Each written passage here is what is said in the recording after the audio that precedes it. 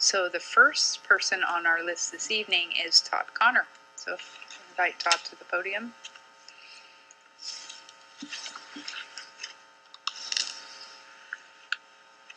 Good evening, Mayor, Council members. My name is Todd Connor. Chico is my hometown. I'm here this evening to address the city's excessive overtime and its hazards. I pulled the 2012 financial reports for the 7 fire captains on the city payroll, and what I discovered was alarming. I discovered that last year, one fire captain worked 1,660 hours of overtime. The fire captain worked a total of 4,468 hours, which is equivalent to 12.5 hours per day for 365 days with no days off. When I examined the financial reports for all 7 of the city's fire captains, I discovered that 3 fire captains worked less than 100 hours of overtime, 2 fire captains worked 600 to 800 hours of overtime, and 2 fire captains worked more than 1,000 hours of overtime.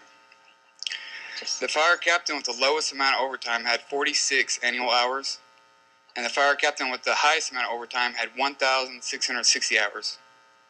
The difference between the fire captains with the lowest and the highest amount of overtime was 1,613 hours. In addition to examining city financial reports, I conducted a scholarly search and discovered a peer-reviewed study that analyzed the impact of overtime and long work hours on occupational injuries. The study found that working in the jobs with overtime schedules was associated with a 61% higher injury hazard rate compared to jobs without overtime. Working at least 12 hours per day was associated with a 37% increased hazard rate, and working at least 60 hours per week was associated with 23% increased hazard rate. This study supports government initiatives to regulate the length of working schedules.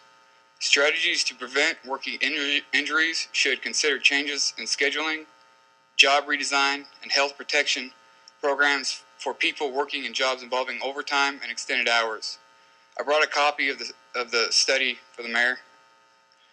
With the results of this study, I would like to suggest a new public safety strategy that implements a cap on the fire captains with the highest amount of overtime and to redistribute overtime hours to fire captains with the lowest amount of overtime. Based on the 2012 city financial reports, an equal distribution of overtime hours amongst the city's 7 fire captains would allow each fire captain 638 hours of annual overtime and reduce the highest overtime earner by 1,022 hours.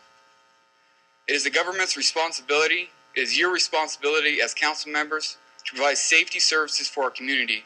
And it is my opinion, now backed by research, that a firefighter working 1,660 hours of overtime brings undue risk to his fellow workers and the public he serves.